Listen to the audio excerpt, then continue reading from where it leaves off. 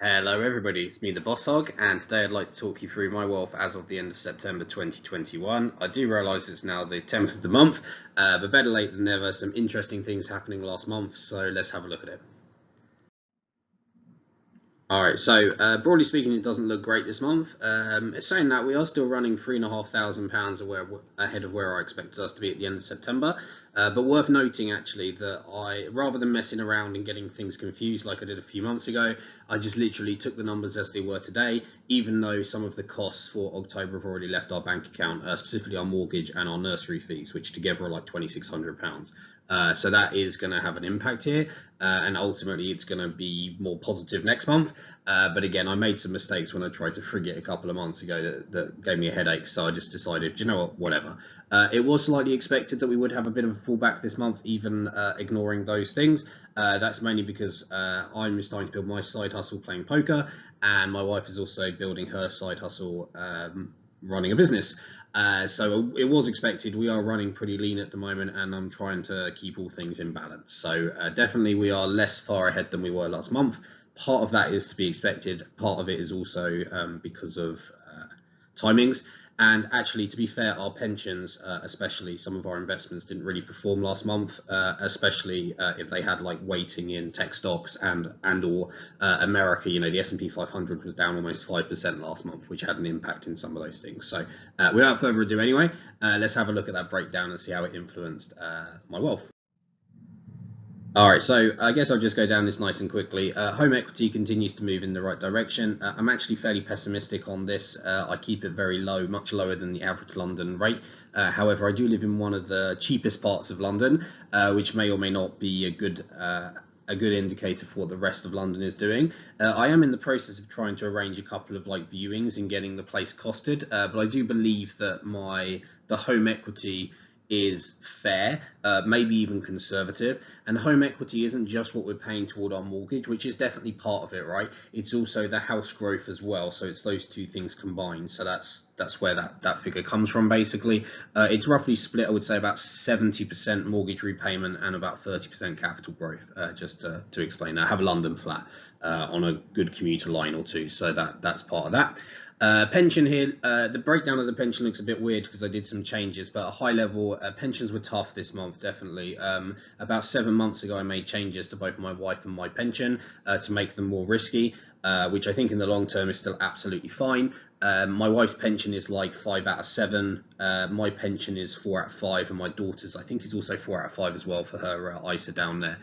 So that will have an impact when you have a fairly scary September from that perspective there. So difficult going there. Most of them were basically flat, especially when you consider that they had capital contributions as well.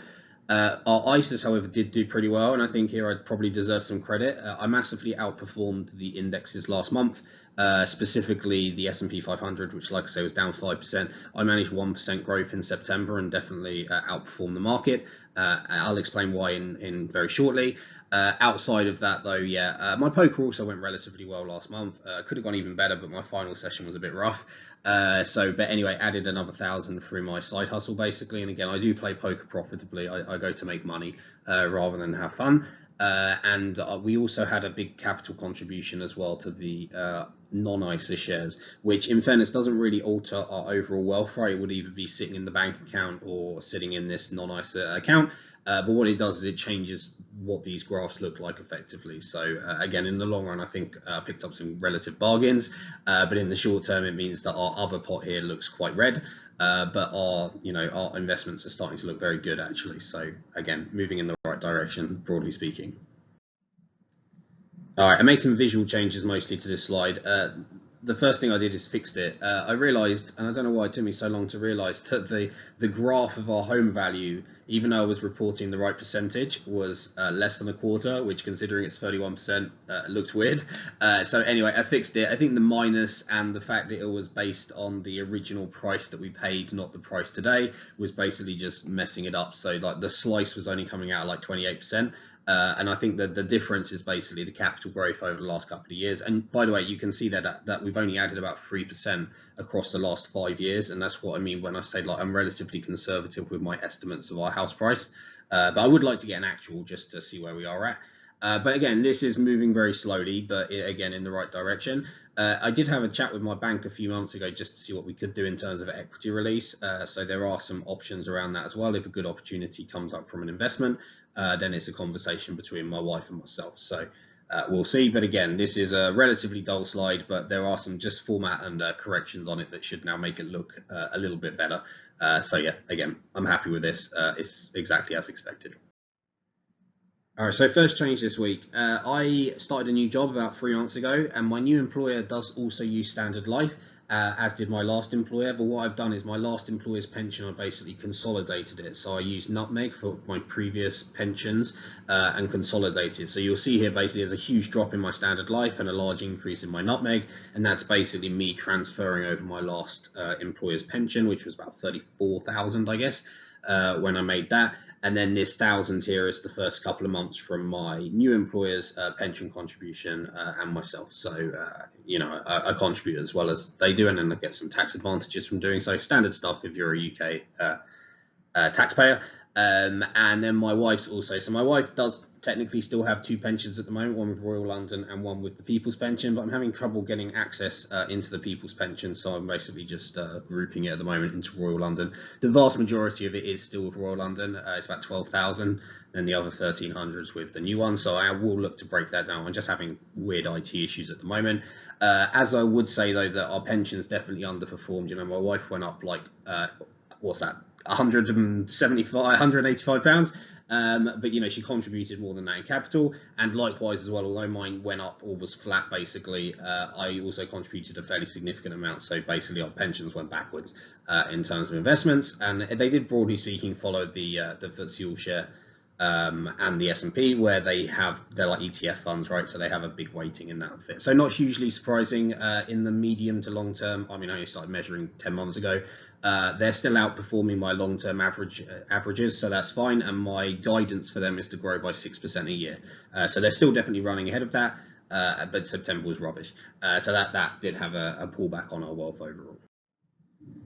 All right, so I will have to give just a little bit of context to this slide, especially if you guys don't really follow my portfolio updates. And I am aware there's a few people who really just wait for the month for this video. A few people have told me in person that I know that this is their most enjoyable video. So shout out to you guys. I'm sure you know who you are.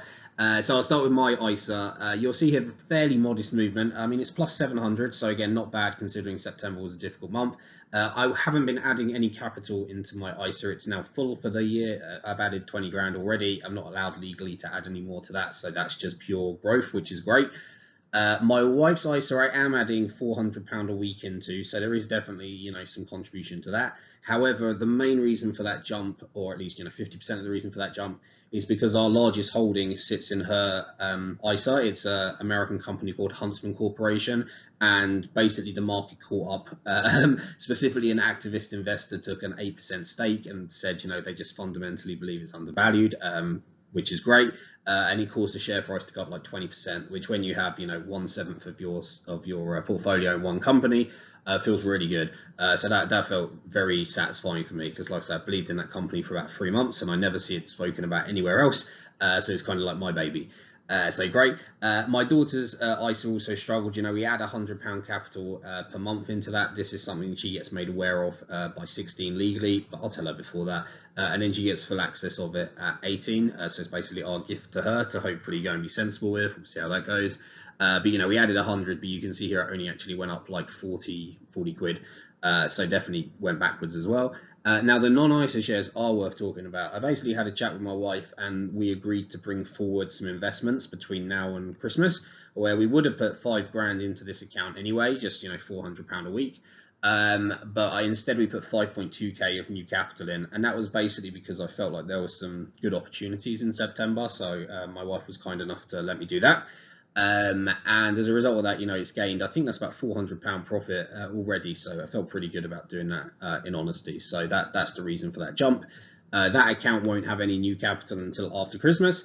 But, you know, I think in the meantime, I picked up some very good growth and tech stocks. So that makes me feel really good. So a few changes here, but actually I'm really pleased with the performance of the stuff that I manage, which is my wife, and our non-ISA shares. Aurelia's is also managed as an ETF by basically a pension provider. So again, I feel like I outperformed our pension providers basically in their investments, which feels very satisfying. So, but that's where we are currently. All right, so this slide looks a little bit busy. Sorry for that. Last month I introduced this as a new slide of a graph, but I decided to change it up a little bit. So I'll start with the middle left first of all. This is basically a month-on-month running total, my profit and loss and where we're at as a total, what my poker pot looks like, so basically how much cash I have to hand, and then how much of my winning / poker pot is being spent on other stuff. So, you know, we basically paid for a cleaner. I think I paid for a haircut, believe it or not. And a few other things as well. So basically, you know, things that I'm not spending the poker pot on poker, but instead, you know, it's basically being used to finance things we would have used our bank account for instead. So that's the reason why. Now, I will say, no matter how hard I try here, there's a £50 difference, and it's really frustrating. If I can't find it by next time I do this, I'll just basically write it off and assume I've miscounted after one of my poker sessions. The new £50 notes, by the way, are like very slippery. I don't really like them, and I know, by the way, it's a total first world problem, but there we are. So I've either miscounted, or alternatively, and this is also quite plausible, you know, I've left a couple of chips in a jacket, or I've got a you know, a £50 note in a trouser pocket somewhere, or something along those lines. So I'm normally quite careful when I get back after a night of poker. You know, I count up immediately.